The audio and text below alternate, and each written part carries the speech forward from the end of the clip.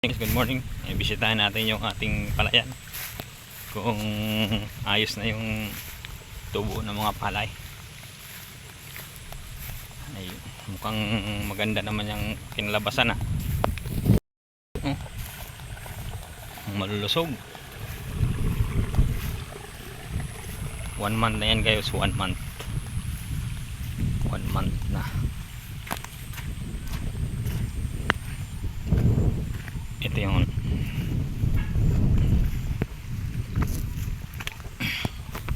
yun, ayos na, tumaba na sila guys kasi nabunuan na yan, nabunuan na to.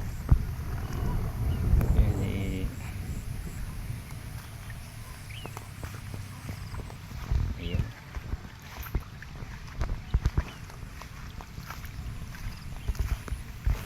Ganda na natubo. Ayan, dalawang buwan na lang mag-harvest na naman tayo. Ito yung mga tapalan. Mahangin ngayon ganito guys kasi may paparating na bagyo. Sana hindi maapektuhan yung ating palayan. Ayan, yung dito ang mga natapalan ng medyo late na huli, na late sila ng tubo. Ayun, dito yung mga tinapalan ko.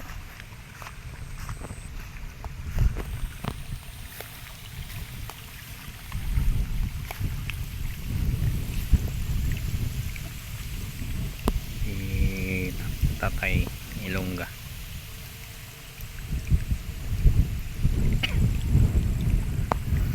Dito yung mga tapalan. Ayan,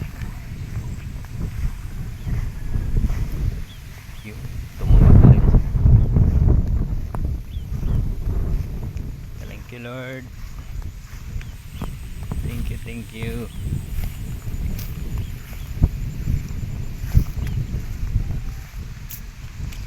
So ito yung mga tanim ko. Hilira yan hilira. Hilira yan guys. Parang professional naman na nanim.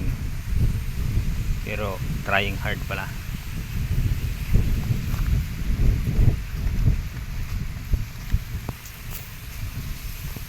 Yun,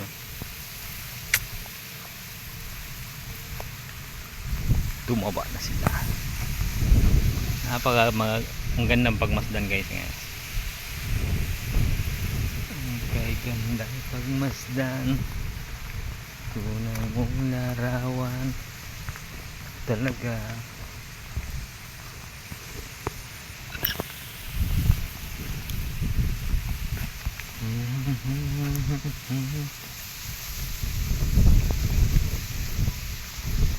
Yun dito yung mga taniman ko.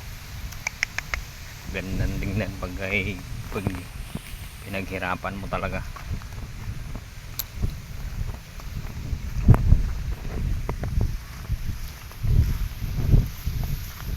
Yun, adios amigos. Thank you Lord.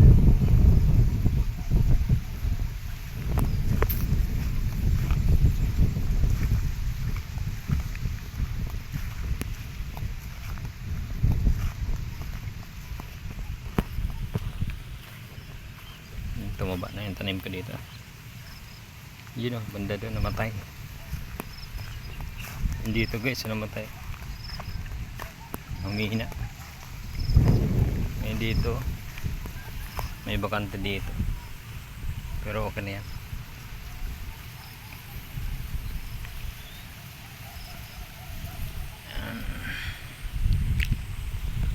Yung sa kabila medyo yung mga green talaga. Una sila ng mga 1 linggo nagtanim. Hindi dito sa amin yung green na green, light green doon sa kabila. Ibig sabihin yung mga na yan, 1.5 buwan. Dito 1 buwan pa lang nabunuan na siya. Salamat naman natin hindi pinasok ng tubig, yung lakas ng ulan.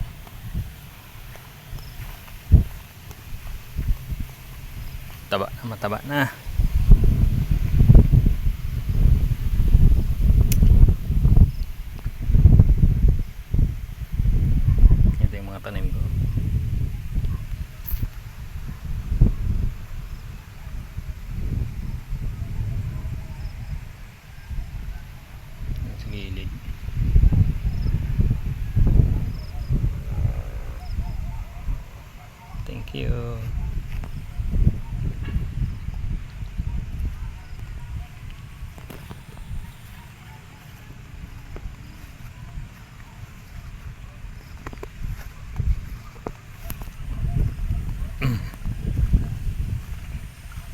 2 buwan na lang. Harvest naman. Yan, tanggalin natin yung mga kuhol kasi perwis ito eh. Yan, perwis yung mga kuhol, papatayin niya ang palay niyan. Ang tanggalin natin itlog, dudurugin natin yan. Perwis yan ang kuhol guys, palayan.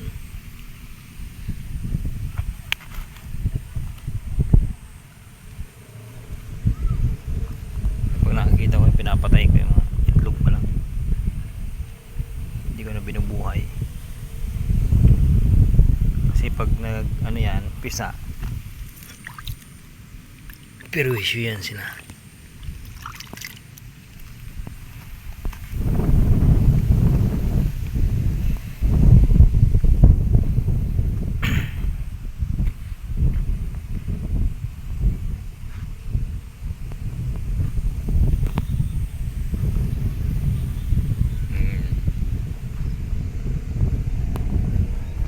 Gilid-gilid tinatanggalan ng damo.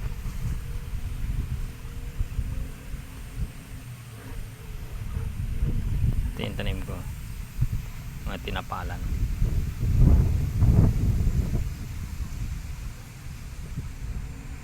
Hindi pa masyadong hilira pero ayos na yan. Next time, better luck next time.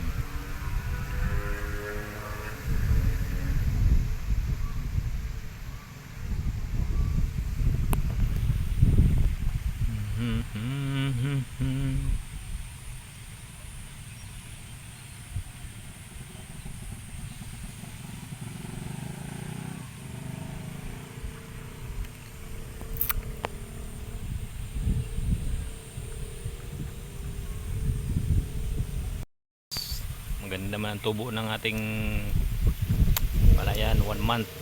Ayan, 2 months na lang kasi 3 buwan yan bago mamunga, bago ma-harvest.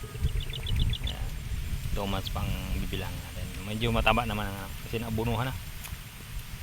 Ayan.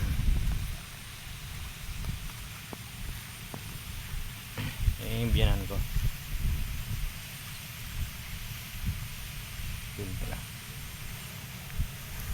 Naglilinis siya ng mga gilid-gilid para yung damo hindi masyadong makapal kasi sumasabay sa mga palay. Pagtaas ng palay, sumataas din sila para malinis. Kinaalagaan niya mag ano, mga tawag dito tip-tip.